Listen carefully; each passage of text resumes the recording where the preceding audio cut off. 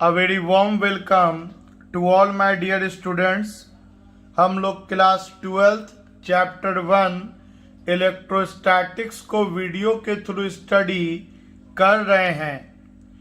आइए इस वीडियो में हम लोग इलेक्ट्रोस्टैटिक्स चैप्टर 1 का एक नया कॉन्सेप्ट स्टार्ट करते हैं।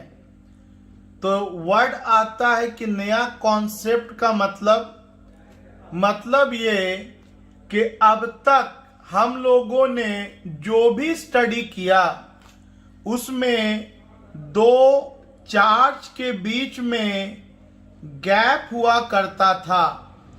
अगर एक चार्ज Q1 और दूसरा चार्ज Q2 तो दोनों के बीच में सर्टेन गैप था, या अगर एक Q3 भी है तो Q1 और Q3 के बीच में कुछ गैप था।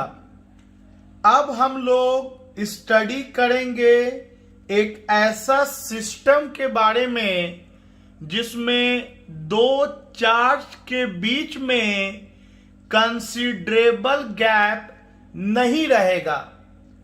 मतलब कह सकते हैं कि डिस्ट्रीब्यूशन ऑफ चार्ज टॉपिक का नाम हम लोग अगर दे दें तो चार्ज को दो तरह से डिस्ट्रीब्यूट किया जा सकता है। एक डिसकंटिन्यूअस चार्ज डिस्ट्रीब्यूशन और दूसरा कंटिन्यूअस चार्ज डिस्ट्रीब्यूशन। तो discontinuous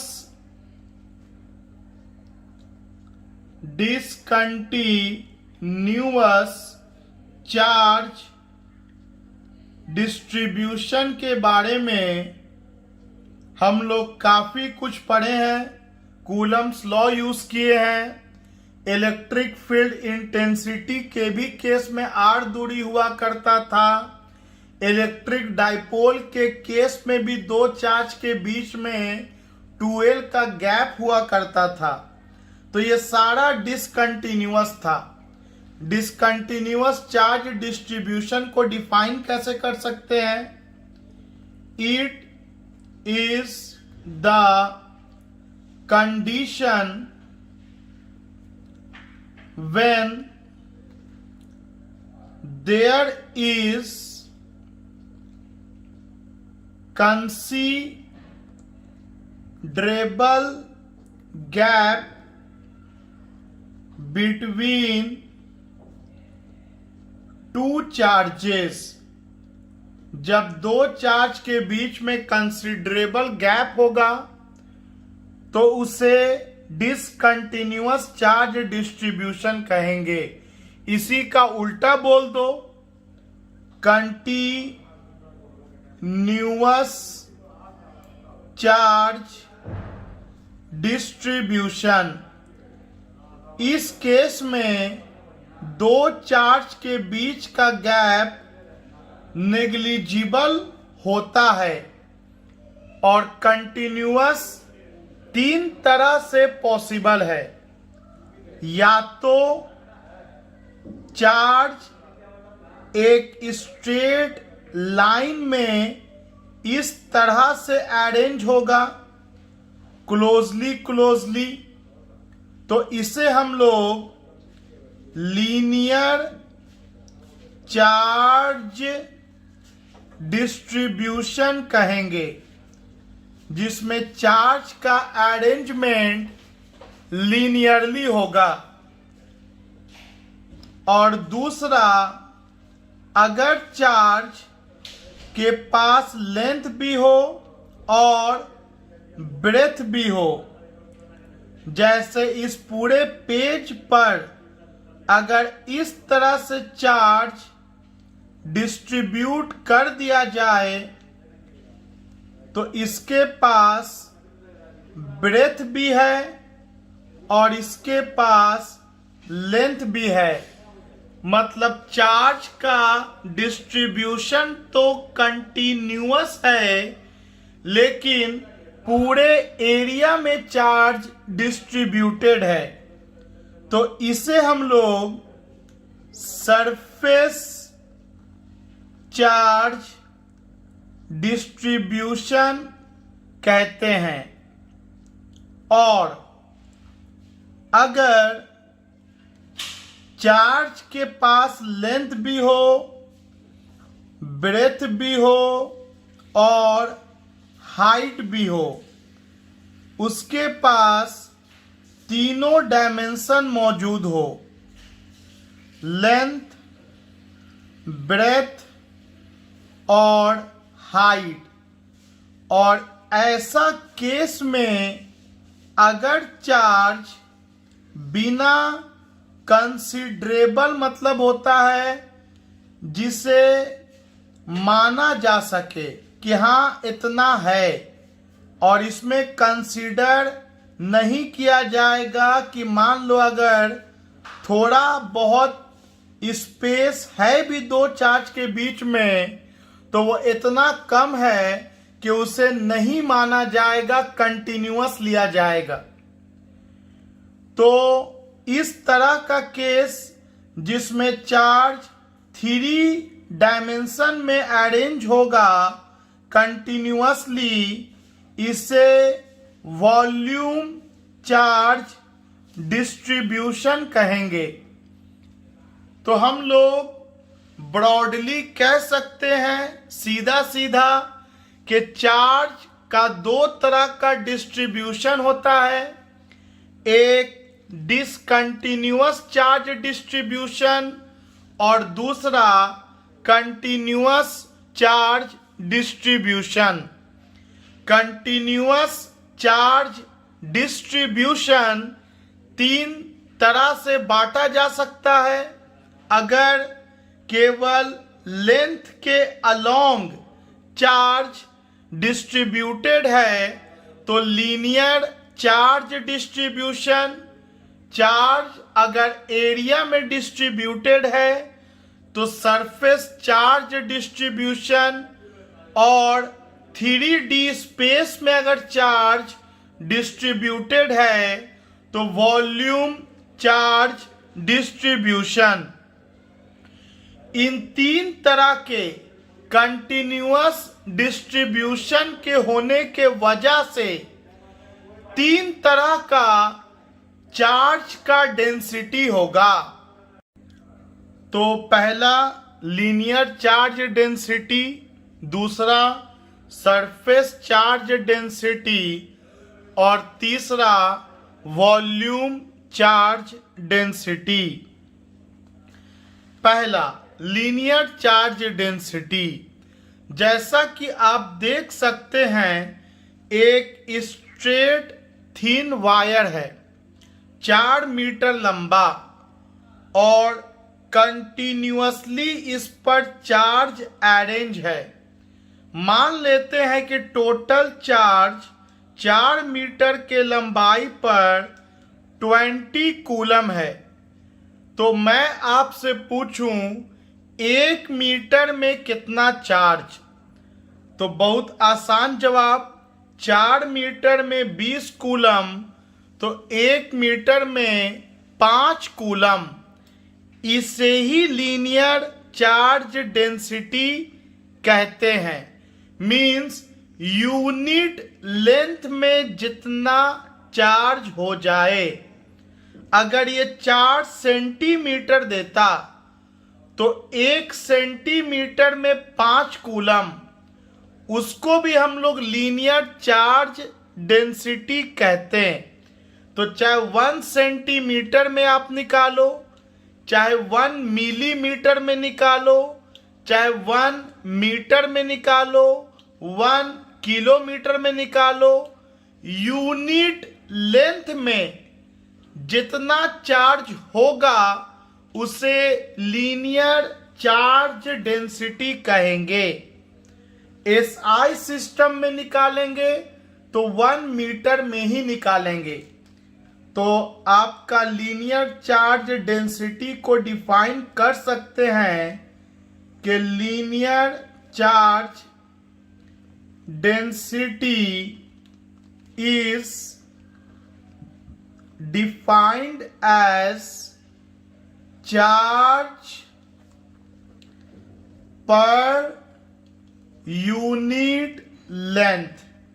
Charge per unit length means linear charge density equal to charge by length. Length से क्यों डिवाइड कर रहे हैं? ताकि लेंथ अगर 1 मीटर ना है तो 1 मीटर बन जाए। लीनियर चार्ज डेंसिटी को लैम्डा से इंडिकेट करते हैं।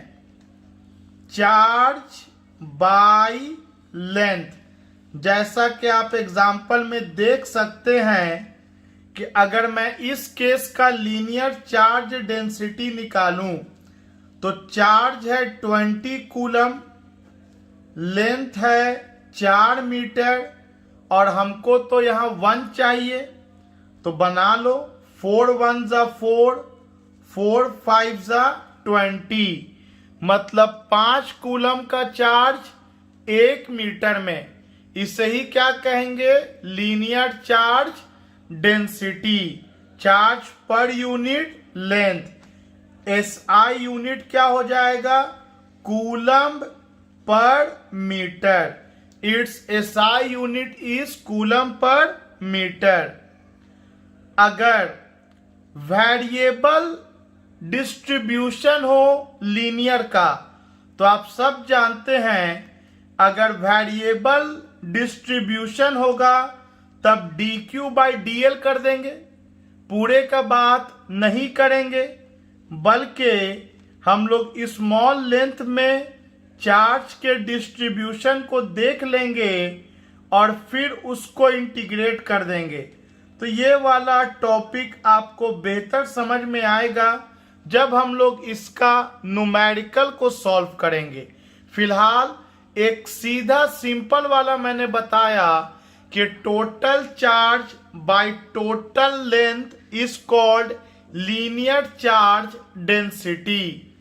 सिमिलरली मान लो एक ऐसा सरफेस है जिसमें चार्ज इसके एरिया में कंटिन्यूअसली डिवाइड है, कंटिन्यूअसली डिस्ट्रीब्यूटेड है और ये एरिया गिवन 4 मीटर स्क्वायर है और टोटल चार्ज 100 कूलम है। तो बताओ इसका सरफेस चार्ज डेंसिटी कितना हो जाएगा? तो बोलेंगे यूनिट एरिया में जितना चार्ज हो। हिंदी में पहले याद रखा करो, फिर तो अंग्रेजी अपने आप कन्वर्ट कर जाएगा चार्ज पर यूनिट एरिया। मतलब एसआई सिस्टम में बोले तो 1 मीटर स्क्वायर में कितना चार्ज होगा वो सोचो। तो 4 मीटर स्क्वायर के एरिया में 100 कूलम, तो 1 मीटर स्क्वायर के एरिया में 25 coulomb. That will be surface charge density. तो सरफेस चार्ज डेंसिटी को पहले डिफाइन कैसे करेंगे? तो बोलेंगे it is defined as charge per unit area. Charge per unit area. अगर फॉर्मूला के टर्म में बात करें तो surface charge density equal to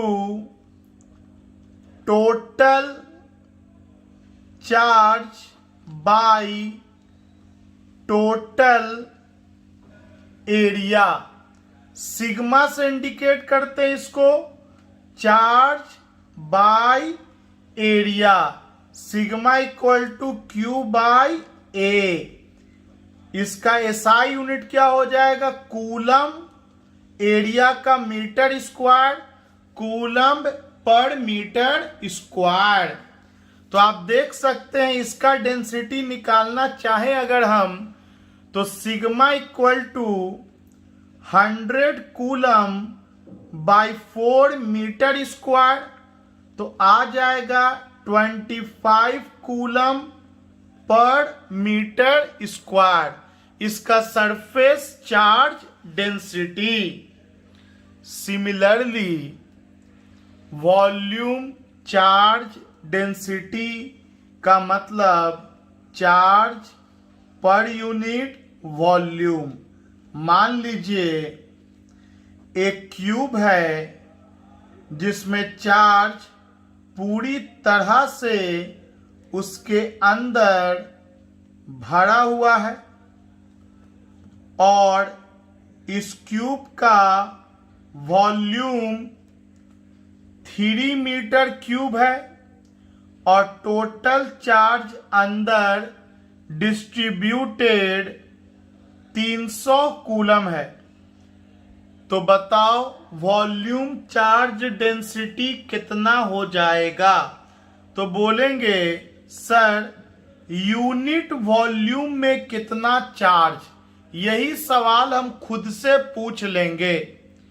तो 3 मीटर क्यूब में 300 कूलम, तो 1 मीटर क्यूब में 100 कूलम, तो इसका volume charge density 100 coulomb per metre cube.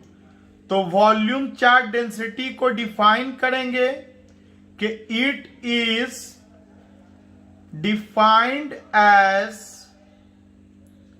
Charge per unit volume. इसको रो से इंडिकेट करते हैं, इसका सिंबल रो होता है। Total charge by total volume, charge का यूनिट कूलम, वॉल्यूम का मीटर क्यूब, तो कूलम पर मीटर क्यूब। और अगर चार्ज का डिस्ट्रीब्यूशन यूनिफॉर्म ना होकर के वेरिएबल हो तब dq बाई dv का इस्तेमाल करेंगे, कैलकुलस का इस्तेमाल करेंगे। ये तो खैर न्यूमेरिकल में देखेंगे कैसे यूज होगा। तो इसका सरफेस, इसका वॉल्यूम चार्ज डेंसिटी आ गया 100 कूलम पर मीटर क्यूब। तो ये 3 तरह का आपका चार्ज का डेंसिटी होता है, linear charge density, surface charge density and volume charge density. तो आइए अब हम लोग चार्ज डेंसिटी से रिलेटेड कुछ फॉर्मूला बेस न्यूमेरिकल्स को ट्राई करते हैं। Example number 1, A sphere of radius 5 centimeter has a charge of 31.41 microcoulomb. Calculate the surface charge density या calculate surface density of charge। तो एक स्फीयर है, एक गोला है। इमेजिन करो कि एक बॉल है, क्रिकेट वाला बॉल है जो बचपन में खेलते होगे, प्लास्टिक वाला बॉल है। इसके सरफेस पर चार्ज कंटिन्यूअसली मौजूद है, यूनिफॉर्मली डिस्ट्रीब्यूटेड है। इसके पूरे सरफेस पर, ये जो गोला है, इसके पूरे सरफेस पर चार्ज यूनिफॉर्मली डिस्ट्रीब्यूटेड है और टोटल चार्ज इस पर 31.41 माइक्रो कूलम है और इसका रेडियस 5 सेंटीमीटर है। तो पूछा गया है कि सरफेस चार्ज डेंसिटी बताइए। तो जैसा कि हम लोग जानते हैं surface charge density charge per unit area, और यहां हो जाएगा total charge by area of sphere कहलाएगा। Area of sphere. तो टोटल चार्ज हमारे पास 31.41 इंटू 10⁻⁻6 माइक्रो में, और स्फीयर का एरिया 4 पाई, पाई के जगह पर 3.14 आर स्क्वायर। ये याद रखना, area of the sphere 4 pi R square होता है। तो रेडियस यहाँ सेंटीमीटर में है, उसको मीटर में हम लोग कन्वर्ट कर लेंगे। उसके लिए 10⁻⁻2 से मल्टीप्लाई करेंगे, और स्क्वायर का मतलब होता है कि इसको 2 बार लिखेंगे। और कैलकुलेशन तो अब आप लोग कई बार जानते हैं कि कैलकुलेट कैसे किया जाता है। कैलकुलेट कीजिएगा तो इसका आंसर आएगा 10⁻³ coulomb per metre square. Example number 2 है, a cube of side 10 centimetre has charge 18 micro coulomb.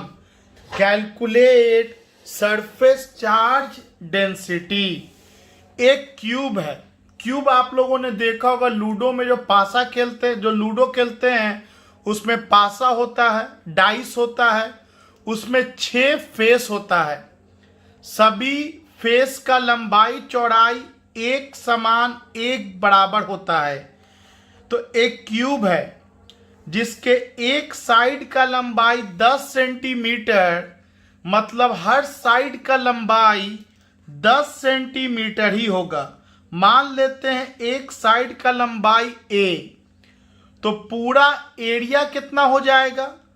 तो एक साइड हो जाएगा a स्क्वायर, और ऐसा ऐसा 6 फेस होता है, तो बोलेंगे कि area of cube, surface area of cube 6 into side square, क्योंकि side square area of the square का फॉर्मूला होता है, और क्यूब में 6 स्क्वायर मौजूद होता है।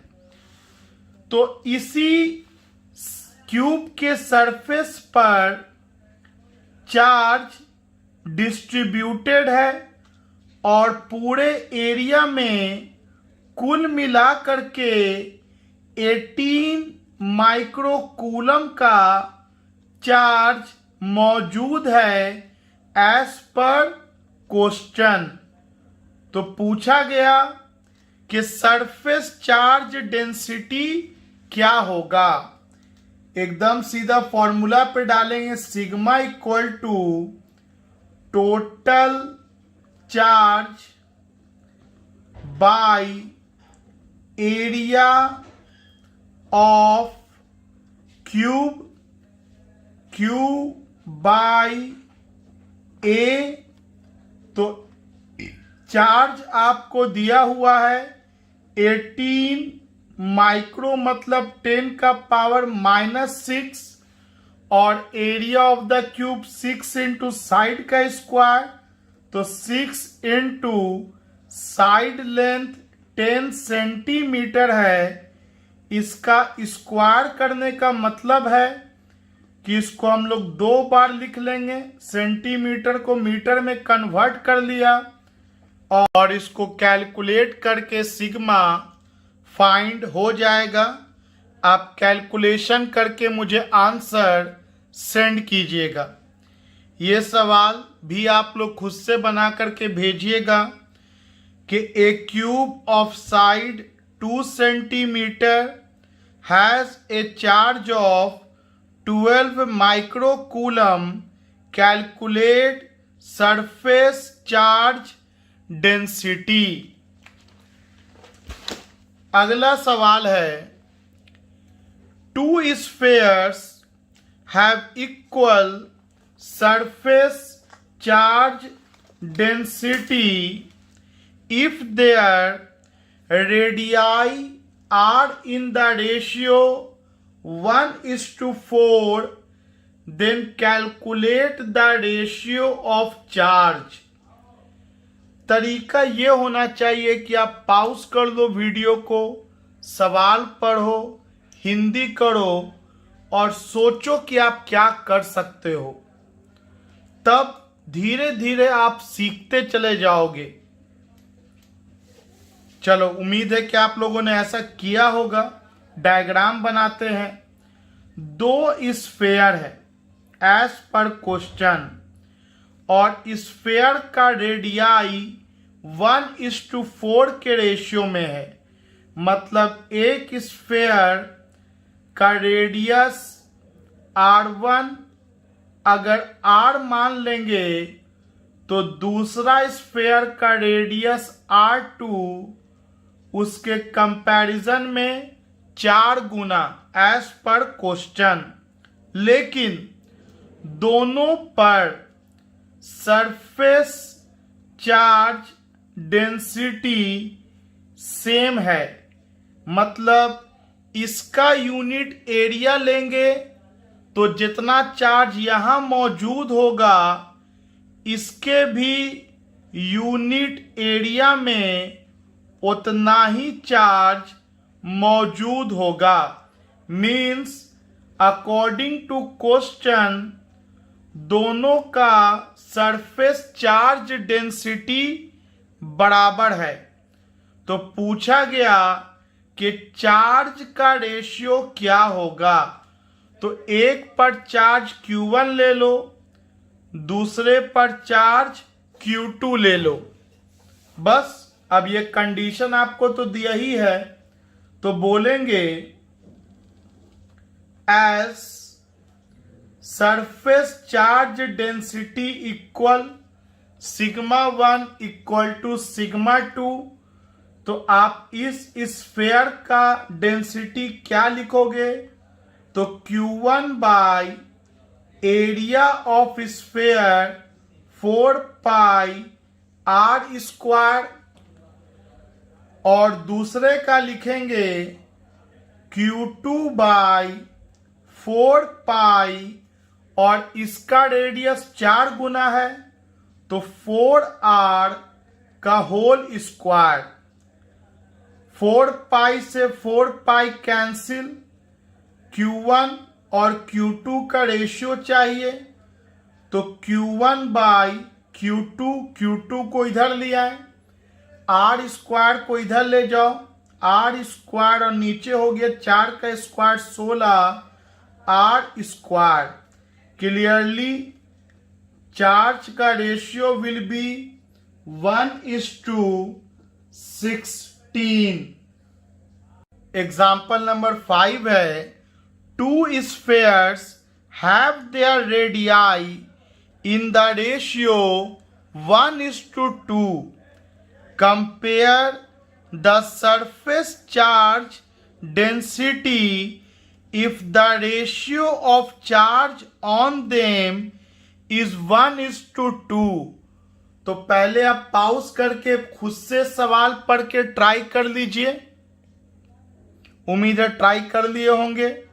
तो सवाल है कि 2 स्फेयर है, एक का रेडियस अगर R है तो दूसरे का 2R लेना होगा, क्योंकि रेडियस का रेशियो 1:2 है, और चार्ज का भी रेशियो दिया है कि एक पर चार्ज अगर Q है तो दूसरे पर चार्ज इसका डबल है।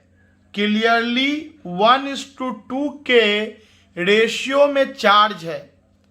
तो ऐसा मत सोच लेना कि जिसमें चार्ज ज़्यादा होगा उसका डेंसिटी ज़्यादा हो जाएगा, बिल्कुल भी नहीं। सोचो कि एक छोटा सा रूम में 50 लोग हैं और गांधी मैदान में, बहुत बड़ा मैदान में 100 लोग हैं, तो ज़्यादा आपका घना कहाँ होगा? 50 लोग वाले में कि गांधी मैदान वाले 100 लोग वाले में? तो डेफिनेटली छोटा रूम में 50 लोग ज़्यादा कस्सम कुस्सी में होगा, ज़्यादा वो लोग का डेंसिटी होगा। तो केवल नंबर ऑफ पीपल डेंसिटी को डिसाइड नहीं करता है, बल्कि नंबर ऑफ पीपल पर यूनिट एरिया डेंसिटी को डिसाइड करता है। सिमिलरली चार्ज के यहाँ डबल हो जाने से ये कंक्लूजन मत करना कि इसका डेंसिटी ज़्यादा होवे करेगा, जो आना होगा आएगा। तो मैंने यही क्लियर किया कि ज़्यादा चार्ज का मतलब ज़्यादा डेंसिटी नहीं होता है, बल्कि डेंसिटी को चार्ज पर यूनिट एरिया से मतलब होता है। तो देखो, इसका डेंसिटी सिग्मा 1 ले लो, तो सिग्मा 1 कितना हो जाएगा?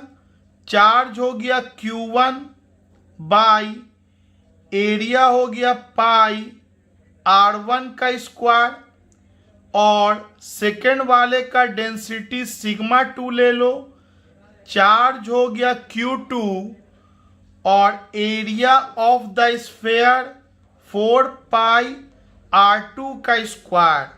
और मुझे इन्हीं दोनों के चार्ज के डेंसिटी को कंपेयर करना है। तो आओ कंपेयर करते हैं।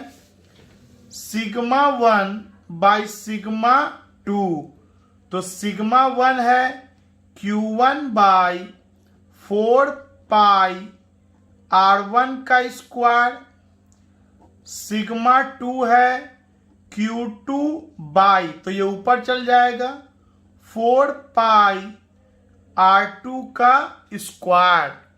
अब जो गिवन है वो लिख लो। पहले तो 4 पाई से 4 पाई कैंसिल, Q1 Q दिया है, R2 का वैल्यू सेकेंड वाले का रेडियस 2R, तो 2R का होल स्क्वायर बाई पहले वाले का रेडियस R, तो R का स्क्वायर, और Q2 का वैल्यू पहले के कंपैरिजन में दुगना 2Q, तो ये Q से Q कैंसिल, 2 का स्क्वायर 4 हो जाएगा, और ये 4 नीचे वाले 2 से कटेगा, 2 2 जा 4, तो आंसर आएगा 2:1।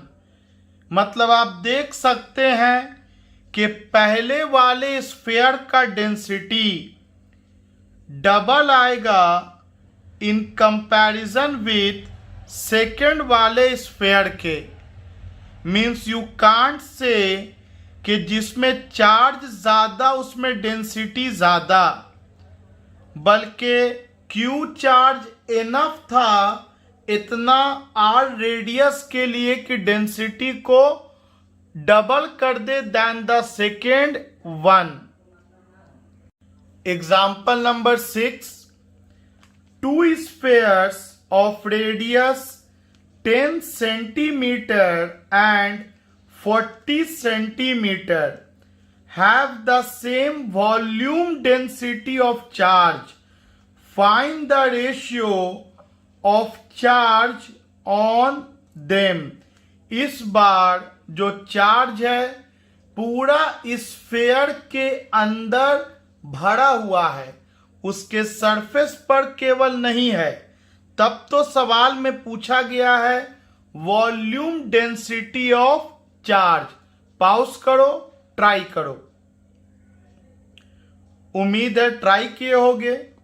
तो इसको पहले फिगर में कन्वर्ट कर लेते हैं कि 2 स्फीयर है, एक का रेडियस अगर 10 सेंटीमीटर है तो दूसरे का रेडियस 4 गुना है 40 सेंटीमीटर है, और दोनों पर volume density of charge same है।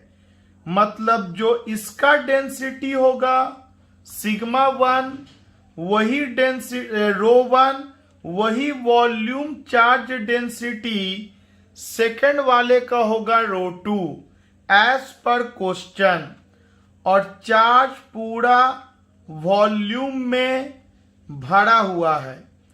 तो चार्ज का हमें रेशियो निकालना है। तो पहला वाले पे Q1 चार्ज मान लो और दूसरा पे Q2। तो बस ये क्वेश्चन में सरफेस चार्ज डेंसिटी ना करके वॉल्यूम चार्ज डेंसिटी को डील किया है। तो बोलेंगे ρ1 इक्वल टू ρ2। ρ1 हो जाएगा Q1 बाई 4/3 पाई R1 का क्यूब और दूसरे वाले का density Q2 by volume of sphere का फॉर्मूला होता है 4/3 पाई R क्यूब। याद रखिएगा जिनको नहीं याद है कि वॉल्यूम ऑफ स्फीयर का फॉर्मूला 4/3 पाई R क्यूब। तो हमको तो चार्ज का रेशियो चाहिए Q1 बाई Q2। तो R1 इधर आ गया, R1 बाई R2 और होल का क्यूब कर दिया मैंने, क्योंकि R1 का भी क्यूब है और R2 का भी क्यूब है। Radius R1 10 centimetre, R2 40 centimetre. Metre में कन्वर्ट भी करेंगे तो कोई फर्क थोड़ी पड़ेगा, कट जाएगा, सेम यूनिट है। तो ये 1:64 आ जाएगा, 1/64, जिसको 1:64 यही आपके चार्ज का रेशियो होगा। अगला सवाल सीजीएस सिस्टम का दिया है, उसको भी कोई दिक्कत नहीं, सेम फॉर्मूला यूज होता है। Calculate the charge on a body of surface area 100 centimetre square if it has surface density of charge 5 stat coulomb per centimetre square. तो चार्ज दिया, चार्ज का डेंसिटी दिया है 5 stat coulomb per centimetre square और area 100 centimetre square. मैं अगर तोड़ कर पढ़ूं तो ये पढ़ूंगा कि 1 सेंटीमीटर स्क्वायर में 5 स्टैट कूलम, तो 100 सेंटीमीटर स्क्वायर में 500 स्टैट कूलम। अरे फॉर्मूला से तो बनता है, लेकिन फॉर्मूला से पहले कॉन्सेप्ट जो इतना आप थोड़ो सीख रहे हो उसको इस्तेमाल करना सीखो। तो 1 सेंटीमीटर के स्क्वायर के एरिया में आपको 5 स्टैट कूलम है, तो जितना भी सेंटीमीटर के स्क्वायर के एरिया में पूछिएगा मल्टीप्लाई कर देंगे। अदरवाइज फॉर्मूला तो है ही है कि surface charge density charge per unit area, तो charge equal to surface charge density into area. Surface charge density 5 stat coulomb per centimetre square and area is 100 centimetre square. So charge on the body will be 500 stat coulomb.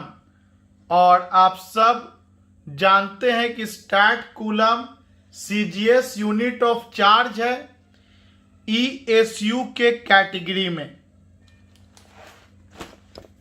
अगला example है, 2 spheres have equal charges, calculate the ratio of surface charge density if the ratio of volume charge density is 1:8। Pause कीजिए, सोचिए। उम्मीद है कि आप लोगों ने सोचा होगा। इससे पहले कि मैं फॉर्मूला का यूज करके डायरेक्ट बनाऊं, आइए थोड़ा ब्रेन को डेवलप करते हैं। क्वेश्चन में वॉल्यूम चार्ज डेंसिटी 1:8 दिया है और बोला है कि दोनों पर चार्ज तो बराबर है। मतलब अगर एक स्फेयर पे Q मानेंगे तो दूसरे पे भी Q ही मानेंगे। लेकिन सोचो कौन सा स्फेयर का रेडियस ज़्यादा है और कौन सा का कम। तो बोलेंगे सर सेकेंड वाले का डेंसिटी 8 गुना है और चार्ज दोनों में सेम है, ज़रूर सेकेंड वाला छोटा रहा होगा। मतलब ये जो स्फेयर है ना, इसका रेडियस R2 लेंगे और इसका रेडियस R1 लेंगे। भले आपको फिगर नहीं बनाने के लिए बोला गया है, लेकिन थोड़ा हम लोग सेंस को डेवलप करते, सिर्फ फॉर्मूला पे पुट करके आंसर लाना सीखोगे तो फिर कठिन क्वेश्चन में आपका ब्रेन वर्क नहीं करेगा। तो प्रैक्टिस सिंपल क्वेश्चंस के साथ ही स्टार्ट किया जाता है। आई अगेन रिपीट, डेंसिटी दिया था 1:8, मतलब सेकेंड वाले स्फेयर का डेंसिटी ज़्यादा है।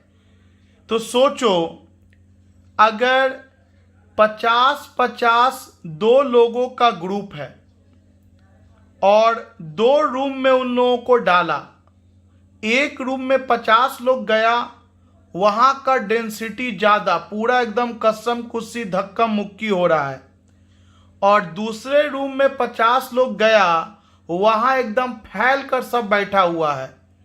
इसका मतलब क्या हुआ?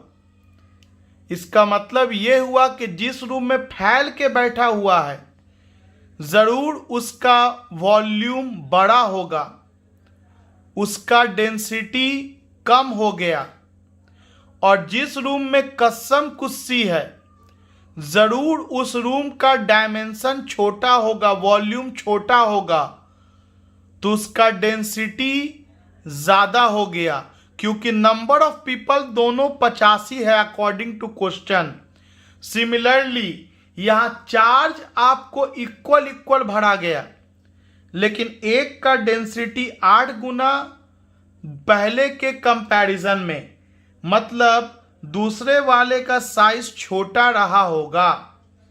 समझे तो ठीक, नहीं समझे तो इग्नोर करके बढ़ सकते हो आगे, लेकिन समझने की कोशिश करना चाहिए। तो पहला स्फेयर पर charge Q, according to question दूसरा पे भी सेम चार्ज। रेडियस के बारे में कोई जानकारी नहीं है, लेकिन डेंसिटी का रेशियो दे रखा है। डेंसिटी का रेशियो आपको ρ1 और ρ2 का रेशियो आपको दे रखा है 1:8, मतलब 1/8। एक का डेंसिटी मैंने ρ1 ले लिया तो दूसरे का ρ2 ले लिया, और आपको डेंसिटी का फॉर्मूला पता है, charge by volume of sphere 4/3 πr³। Similarly charge by 4/3 πr³। तो आइए डेंसिटी का वैल्यू यहाँ डालें, तो ρ1 के जगह पे डालेंगे Q1, ρ1 के जगह पे डालेंगे Q1 बाय 4/3 πr1 का क्यूब डिवाइडेड बाय ρ2 है, तो ρ2 के जगह पे डालेंगे Q2 और 4/3 πr2 का क्यूब ऊपर चला जाएगा, इक्वल टू 1:8। बहुत ही सिंपल कैलकुलेशन है, देख लो। डेंसिटी का आपको फॉर्मूला पता है, बस मैंने लिख डाला। तो 4/3 पाई कैंसिल, क्योंकि चार्ज इक्वल है according to question Q1 equal to Q2, तो Q और Q भी कट जाएगा, तो रेडियस का रेशियो आया R2/R1 का होल क्यूब, क्योंकि R2 का भी क्यूब है, R1 का भी क्यूब है, तो मैंने इसका होल क्यूब ले लिया इक्वल टू 1/8। तो R2/R1 कितना होगा? रेडियस का रेशियो निकल गया हमें। कैसे? देखो, ये हो गया 1/3 से मल्टीप्लाई कर दो LHS में, और 8 को लिख सकते हैं ना 1/2 का होल क्यूब, 8 को लिखा जा सकता है। तो LHS में भी 1/3 से मल्टीप्लाई कर दिया, और 1/2 का क्यूब मतलब 1/8, वही काम RHS में भी कर दिया। तो ये कैंसिल। तो आप देख सकते हैं R2/R1 का रेशियो 1:2 आया। मीन्स कि R1 इक्वल टू 2R2 आया।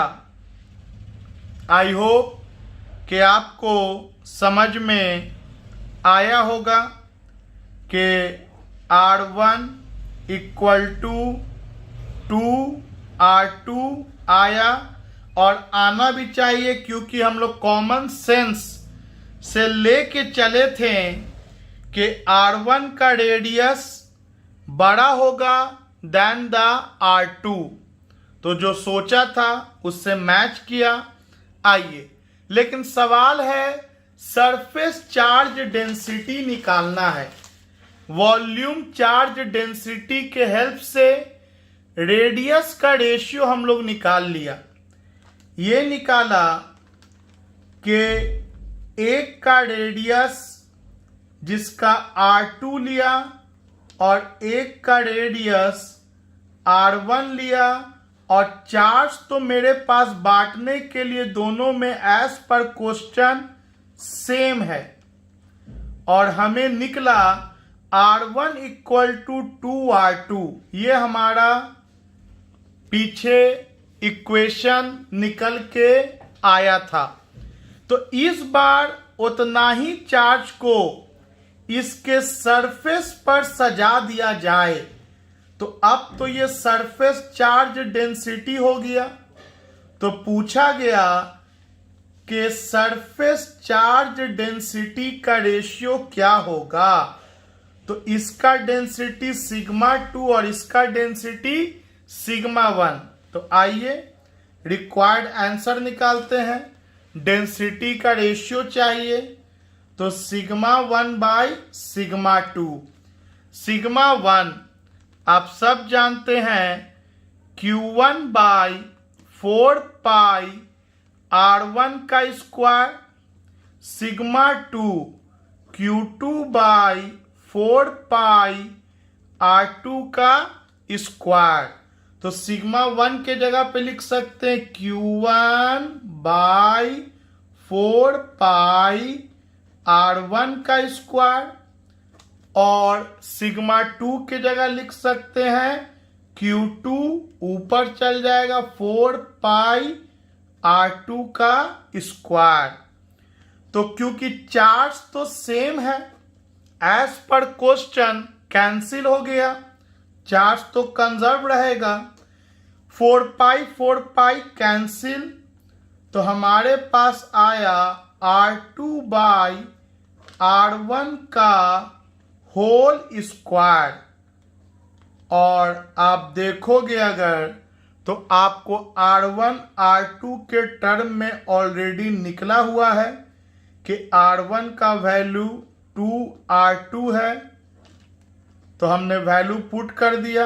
R1 और R2 में जो रिलेशन हमारे पास आ चुका है, R2 से R2 कैंसिल, तो 2 का स्क्वायर 4। इसका मतलब अगर वॉल्यूम चार्ज डेंसिटी आपका 1:8 था, तो सरफेस चार्ज डेंसिटी का रेशियो 1:4 आएगा। एग्जाम्पल नंबर 9 है, a charged spherical conductor has surface charge density of 0.7 coulomb per metre square when its charge is increased by 0.44 coulomb, the charge density increases by 0.14 coulomb per meter square. Find the radius of sphere. Also calculate initial charge on it. तो pause कीजिए, सोचिए, try कीजिए। आओ, उम्मीद है आप लोग try कर लिए होंगे। सवाल को कम से कम कुछ ना हो तो हिंदी करो, फिगर बनाने की कोशिश करो। कंप्लीटली देखते मत चले जाइए। तो एक चार्ज स्फेरिकल कंडक्टर है, तो चलो बाबू एक स्फेयर बना लेते हैं। इस पर चार्ज है, कितना चार्ज है ये दिया हुआ नहीं है, ना इसका रेडियस दिया है। तो मान लेते हैं कि इसका रेडियस r है और इस पर शुरू में चार्ज q मान लेते हैं, इनिशियल चार्ज q। तो अभी आप डेंसिटी का कम से कम फॉर्मूला तो लिख ही सकते हैं। हम लोग लिख सकते हैं इनिशियल चार्ज डेंसिटी। तो इनिशियल चार्ज डेंसिटी हो जाएगा sigma 1 equal to charge Q और area 4 pi r square, equation number 1। और क्वेश्चन में आप सिग्मा 1 दिया हुआ भी है वैल्यू के शुरू में density 0.7 coulomb per metre square है। आगे सवाल में क्या लिखा, अब चार्ज को इंक्रीज कर दिया गया 0.44 कूलम से, मतलब जो भी चार्ज था इसमें और चार्ज डाला गया 0.44 कूलम का। तो जाहिर सी बात है, आप जब उतना ही एरिया में ज्यादा चार्ज को डालोगे तो आपका सरफेस चार्ज डेंसिटी तो बढ़ जाएगा, और ये बढ़ा है 0.14 कूलम पर मीटर स्क्वायर से। तो अब क्वेश्चन का सेकेंड पार्ट में बोला गया कि जब इस स्फेयर में चार्ज हम 0.44 कूलम से बढ़ा दिया, मतलब अब इस पर चार्ज पहले से ज्यादा हो गया। पहले अगर Q था तो अब Q प्लस 0.44 कूलम हो गया, और इसका डेंसिटी सिग्मा 2 0.14 नहीं दिया है, इतना से डेंसिटी बढ़ गया। तो पहले जो डेंसिटी था सिग्मा 1 उसमें 0.14 इंक्रीज कर गया डेंसिटी। तो अब इसका भी हम लोग केस लिख सकते हैं कि सेकेंड केस में सिग्मा 2 इक्वल टू चार्ज अब इस पर 0.44 प्लस इनिशियल चार्ज, और एरिया तो बदलने वाला स्फेयर का है नहीं, 4 pi r square, equation number 2। तो दो इक्वेशन हमारे पास तैयार हो गया। अब दोनों को डिवाइड कर देंगे तो कम से कम r और r वाला हिस्सा तो कट जाएगा, अननोन में केवल q बचेगा, क्योंकि सिग्मा 1 पता, सिग्मा 2 भी पता। अगर सिग्मा 1 का वैल्यू डाल देंगे तो आप कैलकुलेट करो। मान लो आप यहां तक नहीं बना पाए, फिर आप पॉज करो, मैंने जो बोला उसके ऊपर फिर वर्क करो, खुद को सवालों में उलझाओ। जितना ज्यादा उलझाओगे उतना पढ़ाई तुम्हारा सुलझेगा। तो अब डिवाइड कर दीजिए 2/1 को, तो 2 है सिग्मा 2 सिग्मा 1, 2 है Q plus 0.44 by 4 pi R square, और 1 है हमारे पास Q, और ऊपर चल जाएगा 4 पाई R स्क्वायर। तो ये कैंसिल। सिग्मा 2 कितना लिखे बाबू? तो सिग्मा 1 प्लस 0.14 मतलब 0.7 था पहले, उसमें 0.14 बढ़ गया, ये सिग्मा 2 हो गया। सेकेंड का surface charge density second case में, इनिशियल में सरफेस चार्ज डेंसिटी कितना था? तो 0.7 था, equal to Q plus 0.44 divided by Q। इसी इक्वेशन को Q के लिए सॉल्व करना है, और ये भी बहुत आसान है, और मैं कर देता हूं। 0.7 में 0.14 जोड़ोगे तो 0.84 बाई 0.7 आएगा। तो इसको आप सॉल्व कीजिएगा तो 0.84 बाई 0.7 इस तरफ, Q plus 0.44 by Q, decimal के बाद एक नंबर तो ऊपर में 10 चला गया, डेसिमल के बाद 2 नंबर तो नीचे में 100 आ गया। ये कटेगा 12 बार में, 12 7 84, एक 0 से एक 0 कट गया, 12 बाई 10 मतलब 1.2, और Q को भी मैं इधर ले आता हूं क्रॉस मल्टीप्लाई, तो 1.2Q equal to Q plus 0.44। इस Q को अब इधर ले जाओ तो 1.2Q minus Q equal to 0.44। Q common ले लेंगे, 1.2 माइनस 1 इक्वल टू 0.44। 1.2 में 1 जाएगा, 0.2 equal to 0.44। Q equal to 0.44 by 0.2। Decimal हटेगा ऊपर में 10, डेसिमल हटेगा नीचे में 100, एक 0 से एक 0 कैंसिल। ये 22 बार में 22 बटा 10 2.2 coulomb is the initial charge on the given sphere। Radius भी निकालना था, तो हम लोग किसी भी इक्वेशन से निकाल सकते हैं। अगर फ्रॉम 1 से बात करें तो 1 हमारे पास था sigma 1 equal to Q by 4 pi R square. तो R स्क्वायर को इधर ले जाओ, इधर रूट में चल जाएगा, Q by 4 pi sigma.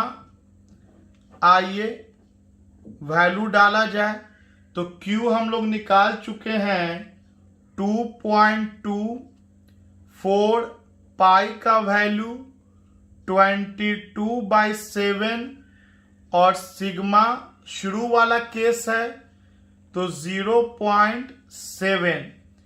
Decimal के बाद एक नंबर ऊपर भी एक नंबर कैंसिल, 7 से 7 कैंसिल, 22 से 22 कैंसिल।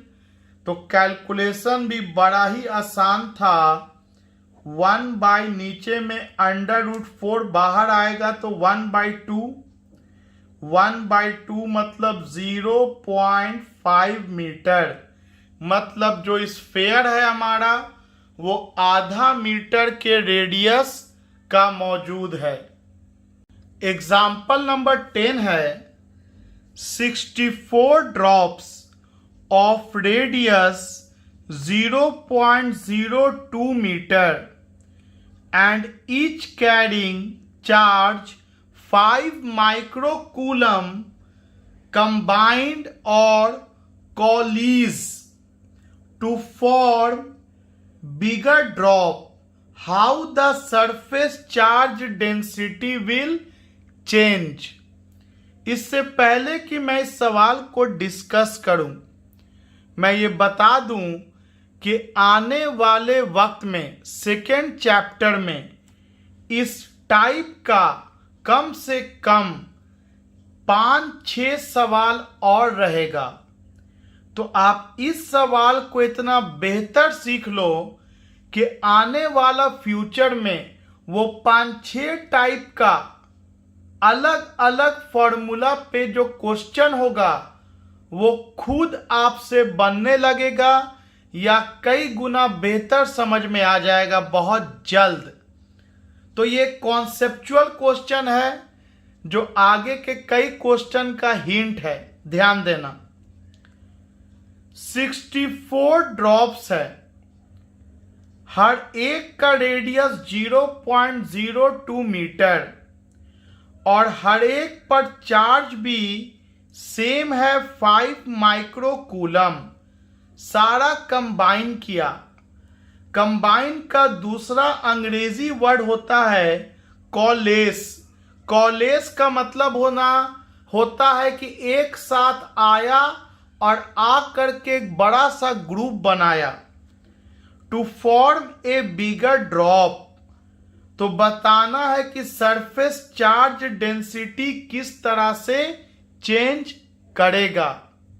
आओ मैं आंसर बताता हूं तो क्वेश्चन अपने आप एक्सप्लेन हो जाएगा। देखो, आपका सवाल है कि 64 स्मॉल ड्रॉप है, तो चलो मैं फिगर के हेल्प से मैंने आइडेंटिकल ड्रॉप्स बनाया और n ड्रॉप्स का संख्या 64 है। हो सकता है कि एग्जाम में 125 ड्रॉप दे दे, 27 ड्रॉप दे दे, वो ऐसा ही जनरली देता है कि क्यूब में आए। क्यों, पता चलेगा भी आपको। तो और हर एक ड्रॉप का रेडियस सेम है, तो मैं वैल्यू का यूज नहीं करा, मैं बिना वैल्यू के आपको बनाना सिखा रहा हूं। तो हर एक का रेडियस स्मॉल r मान लिया मैंने। हर एक का रेडियस स्मॉल r का वैल्यू 0.02 मीटर है, काम नहीं पड़ेगा इसमें। हर एक पर चार्ज 5 माइक्रोकूलम है, तो हर एक पर चार्ज मैंने Q मान लिया एज पर क्वेश्चन। तो चलो, इतना तो सवाल का पहला लाइन हुआ कि ऐसा 64 ड्रॉप है, हर एक का रेडियस स्मॉल r ले लिया, हर एक पर चार्ज स्मॉल q ले लिया। एक पर तो आप डेंसिटी अभी बता सकते हो ना कि एक ड्रॉप पर सरफेस चार्ज डेंसिटी क्या होगा। हाँ सर, ये तो हम लोग कई बार बनाया है। स्फेरिकल ड्रॉप है तो स्मॉल ड्रॉप का डेंसिटी है तो सिग्मा पाँव पे s लिख दे रहे हैं। पाँव पर लिखना, ये नहीं कि बगल में बड़ा सा लिख देना। सिग्मा पाँव पर s, सिग्मा पाँव पर s का मतलब कहने का हुआ कि surface charge density of small drop, छोटा वाले ड्रॉप का डेंसिटी कितना लिखे बाबू, तो चार्ज Q और एरिया 4 पाई r स्क्वायर। तो मैंने वैल्यू नहीं लिखा, बाद में जरूरत पड़ेगा तो डाल देंगे। अभी मैंने इतना लिख दिया कि हर एक पर चार्ज Q है, हर एक का रेडियस स्मॉल r है, तो surface charge density Q by 4 pi R square. ऐसा 64 ड्रॉप मिल करके एक बड़ा ड्रॉप बनाया अकॉर्डिंग टू क्वेश्चन। तो बड़े वाले ड्रॉप का रेडियस क्या 64 R हो जाएगा? मान लेते हैं कि एक का रेडियस अगर 1 सेंटीमीटर था तो सारा रेडियस 64 बार मिलेगा तो 64 सेंटीमीटर हो जाएगा। बोलेंगे नहीं सर, ऐसा कोई लॉ थोड़ी है, कंजर्वेशन ऑफ रेडियस थोड़ी कुछ होता है। इसका रेडियस क्या होगा नहीं पता, तो मान लेते हैं कि इसका रेडियस कैपिटल R। हाँ सर, चार्ज कंजर्व है, ये हम लोग पढ़ा है, चार्ज कंजर्व है। अगर एक स्फेयर पर मान लेते हैं कि 2 कूलम था तो इस पर 2 कूलम, इस पर 2 कूलम, इस पर 2 कूलम, तो सारा मिल करके 64 पर 128 कूलम हो गया। तो यहां अगर 128 कूलम है टोटल, तो ये कन्फर्म है सर कि यहां भी चार्ज 128 कूलम होगा। चार्ज कंजर्व है। रेडियस के बारे में ये बात नहीं बोल सकते हैं, लेकिन चार्ज बिल्कुल कंजर्व क्वांटिटी है, तो इस पर चार्ज कैपिटल Q मानो, और कैपिटल Q हो गया N इंटू Q।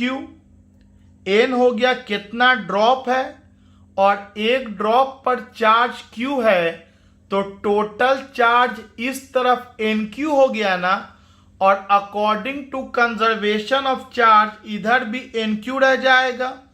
क्यों ऐसा हुआ?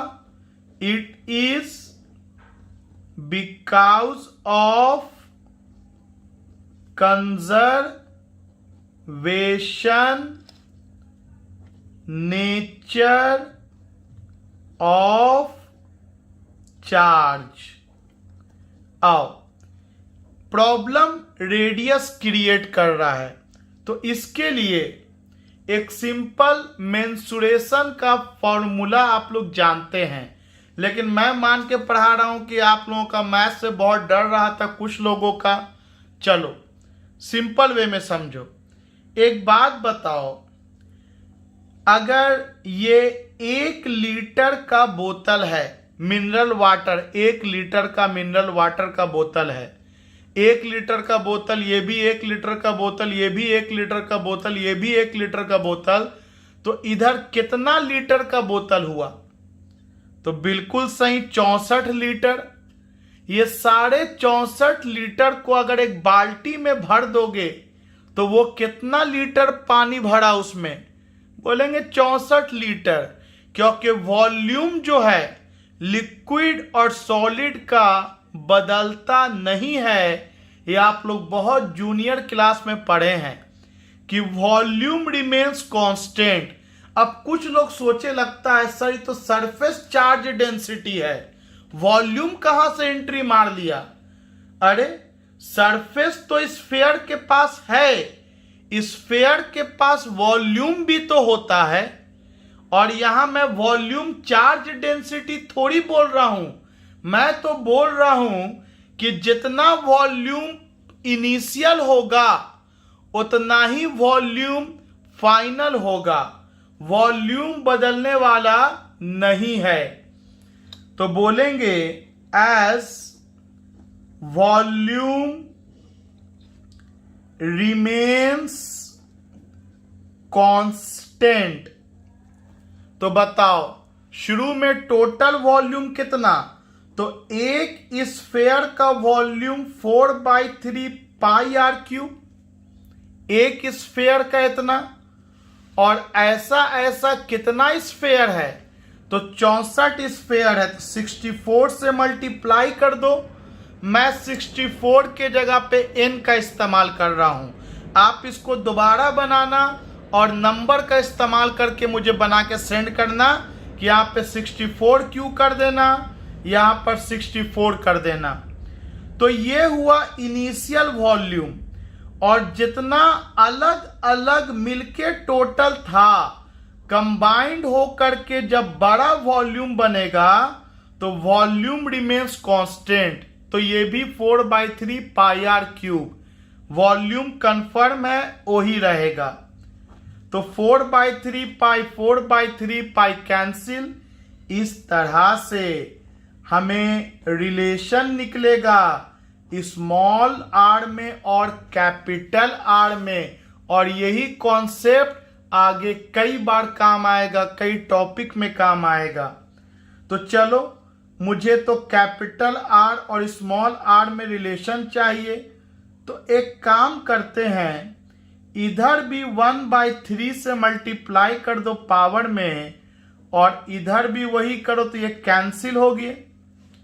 इस तरफ इसको ब्रैकेट खोलेंगे तो capital R equal to N पे पावर 1/3 इंटू आर पे पावर 3 इंटू 1/3, तो ये तो कैंसिल, मतलब capital R equal to number of drops पे पावर 1/3 इंटू स्मॉल आर। तो चलो अगले पेज में हम लोग इस बात को एक बार लिख लेते हैं कि हमें रिलेशन निकला बड़ा वाले स्फेयर और छोटा वाले स्फेयर के रेडियस में के capital R equal to N पे पावर 1/3 इंटू स्मॉल आर। अब एन के जगह पे मैं अगर 64 डाल दूं थोड़ा देर के लिए, तो 64 पे पावर 1/3 इंटू स्मॉल आर, और 64 को तो लिखा जा सकता है ना 4 का क्यूब। तो हमको कैपिटल आर और स्मॉल आर में रिलेशन आया कि जो बड़ा वाला स्फेयर का रेडियस है वो छोटा के मुकाबले 4 गुना ज्यादा होगा। सोचो अगर 27 देता तो 3 का क्यूब कर देते तो 3 गुना ज्यादा होता। खैर जो भी दे, तो बड़ा वाले स्फेयर का डेंसिटी क्या होगा, तो आइए बोलेंगे surface charge density of bigger sphere. तो बिगर स्फेयर का surface charge density sigma B, उस पर चार्ज बाय उसका एरिया 4πr²। और वैल्यू डालो, Q के जगह पे हम लोग लिख सकते हैं 64Q, लेकिन चलो मैं तो आपको N के टर्म में सिखा रहा हूं, तो NQ लिख दिया, और कैपिटल R के जगह पर N पर पावर 1/3 इंटू स्मॉल r का होल स्क्वायर। अगर 64 लिखोगे तो यहां पे तो 4r का होल स्क्वायर हो जाएगा। खैर, तो बड़े वाले ड्रॉप का डेंसिटी हो गया NQ/4π, N पे पावर से मल्टीप्लाई होता है तो 2/3, और यहां r का स्क्वायर हो गया ये। तो ये डेंसिटी हो गया बड़े वाले ड्रॉप का। और इसको थोड़ा और सिंप्लीफाई कर लो, ऊपर नीचे n है, इसको थोड़ा और सिंप्लीफाई कर लो एक लाइन और। तो बड़े वाले स्फेयर का चार्ज का डेंसिटी होगा Q/4πr², Q/4πr², n पर पावर 1 है, और ये ऊपर जाएगा तो पावर -2/3 हो जाएगा। तो Q/4πr², n 1 - 2/3, तो 1 - 2/3 आपको 1/3 आ जाएगा। तो आप ध्यान दो, ये हिस्सा आप ऑलरेडी इक्वेशन नंबर 1 में निकाले हुए हैं।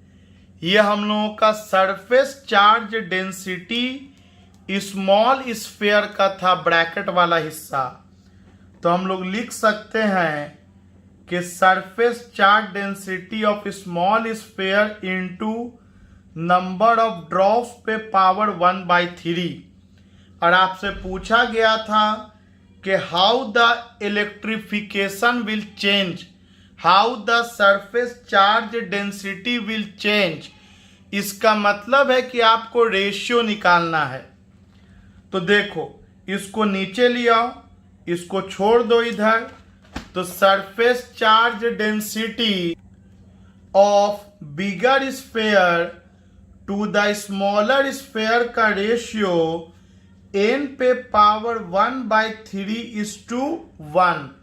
वैल्यू पुट कर दो, 64 पर पावर 1/3:1। 64 को लिख सकते हैं 4 का क्यूब, तो ये आंसर आ जाएगा 4:1। Means the electrification will change in the ratio of 4:1।